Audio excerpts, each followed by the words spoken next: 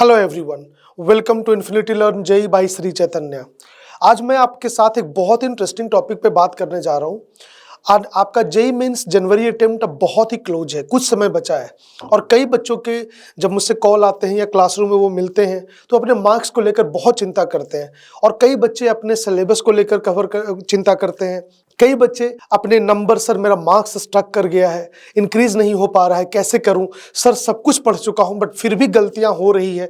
ये बातें अक्सर बच्चे पूछ रहे होते हैं, तो मुझे लगा लास्ट मोमेंट पर एक बार बच्चों से बात करनी चाहिए और आपका रिएक्शन जानना चाहिए। तो आप अगर इस वीडियो देखने के बाद कमेंट बॉक्स में अपनी राय जरूर दीजिएगा। अक्सर बच्चों का ये मुझे बड़ा अच्छा लगा और बच्चों के मैंने प्रोग्रेस भी देखे कि पिछले 60 से 70 दिनों में कोई बच्चा थ्योरी से ज़्यादा क्वेश्चन को वैल्यू किया है और वो क्वेश्चंस पे बहुत काम किया है। तो हालांकि उस जैसे वो कह रहा था सर मेरा 150 से मार्क्स बढ़ नहीं रहा है, बट खुशी की बात ये थी कि 60-70 दिनों पहले उसके नंबर और कम थे। तो मुझे लगा कि अब उसको लास्ट मोमेंट पर क्या करना चाहिए ऐसे बच्चों को, या जिनके भी नंबर थोड़े से कम हो जा रहे हैं उनको अब क्या करना चाहिए। तो मैं बहुत ज़्यादा आपको ये नहीं बताऊँगा कि ये चैप्टर कर लो, वो चैप्टर कर लो, आप सबको पता है और हर बच्चा अपनी जगह बेहतर करने की कोशिश करता है, मुझे ये पता है, ठीक है। और मैं ऐसा नहीं कि आपको चैप्टर की इंपॉर्टेंस नहीं पता है, जेई मेंस में किसी भी चैप्टर को छोड़ना अच्छी बात नहीं है, बट क्या अब समय बचा है कि लास्ट में हर जो चैप्टर बच गया उसकी थ्योरी पढ़ ले? नहीं।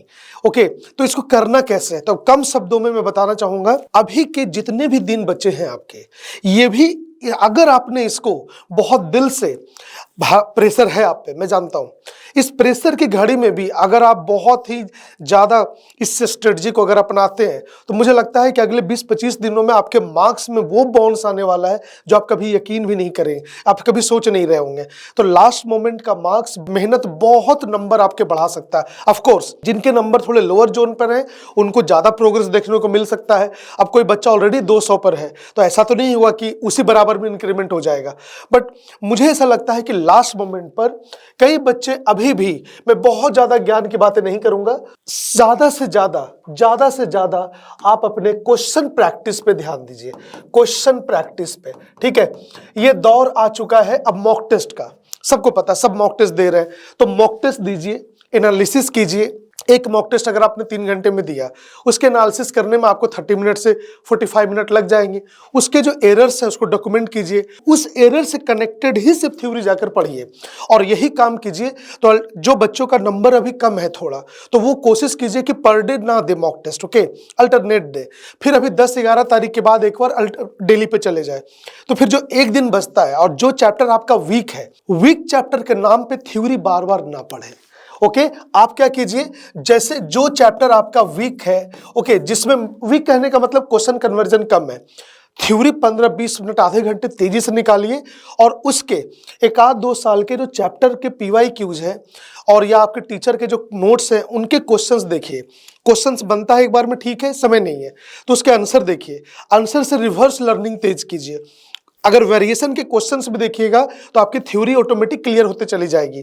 लास्ट मोमेंट पर जितना ज्यादा से ज्यादा क्वेश्चन आप कर सकते हैं उसको कीजिए, जितना ज्यादा वेरिएशन देखेंगे उतना ज्यादा नंबर आपका लास्ट मोमेंट पे बढ़ेगा और आपको कमांड भी आएगा और बहुत खुशी भी होगी, ठीक है।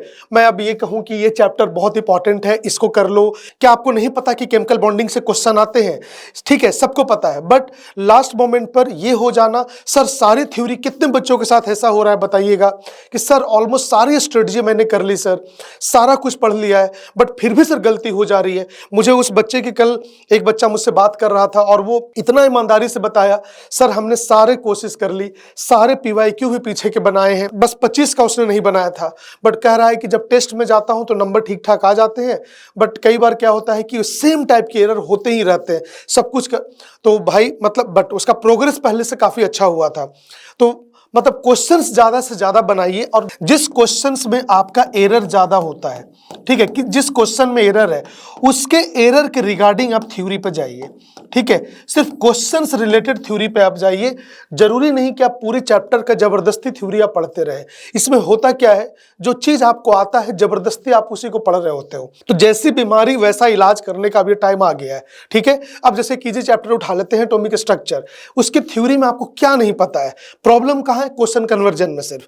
हो सकता है कई बार ये भी हो जाता है कि सर बच्चे बताते हैं सर न्यूमेरिकल तो कई बार हो भी जाता है, लेंथी कैलकुलेशन जब 3 घंटे में आती है टेस्ट में तो एक एरर से सारा गड़बड़ हो जाता है, तो इस तरह के एरर हो रहे हैं। दूसरा सर कॉन्सेप्चुअल क्वेश्चन बेस्ड आता है ना, जब कि बोर मॉडल में कुछ ऐसा होता है, हाइजेनबर्ग में ऐसा हुआ था, थ्योरेटिकल क्वेश्चन में एरर हो जाता है, तो आप असर्शन रीजन जा सकते हैं।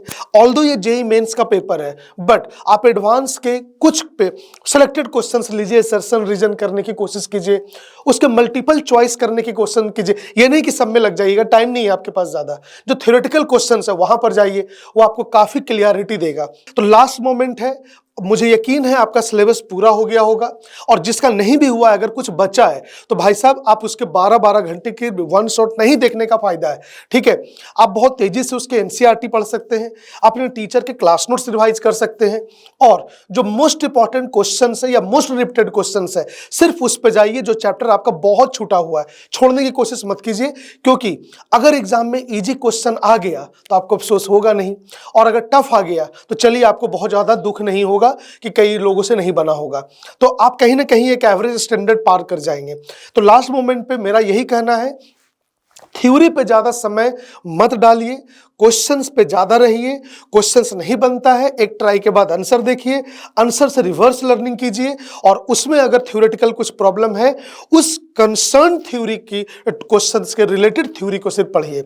और मुझे लगता है ये कम से कम समय में इससे ज्यादा सुधार आपका नहीं हो सकता है। और थोड़ा सा